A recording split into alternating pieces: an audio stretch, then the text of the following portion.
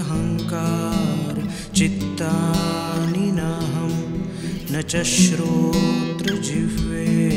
न च घ्राणनेत्रे न च व्योमभूमिर्न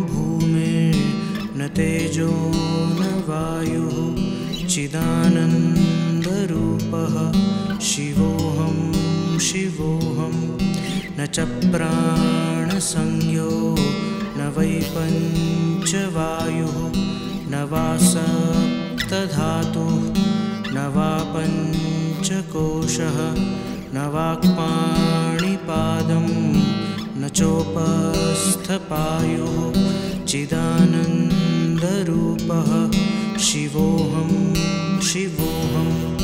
न मे द्वेषरागौ न मे लोभमोहौ मदो नैव मेनैव मात्सर्यभावः न धर्मो न चार्थो न कामो न मोक्षः चिदानन्दरूपः शिवोऽहं शिवोऽहं न पुण्यं न पापं न सौख्यं न दुःखं न मन्त्रो न तीर्थं न वेदा न यज्ञः अहं भोजनं नैव भोज्यं न भोक्ता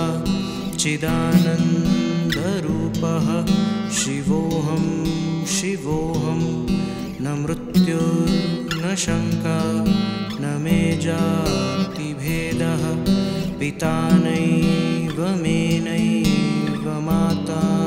न जन्मः न बन्धुर्न मित्रं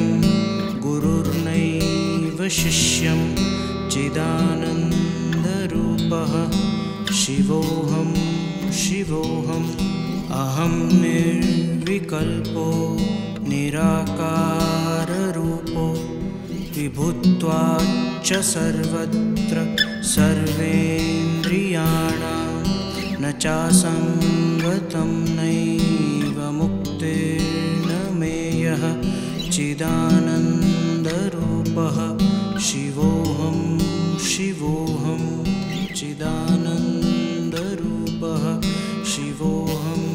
शिवोऽहं चिदानन्दरूपः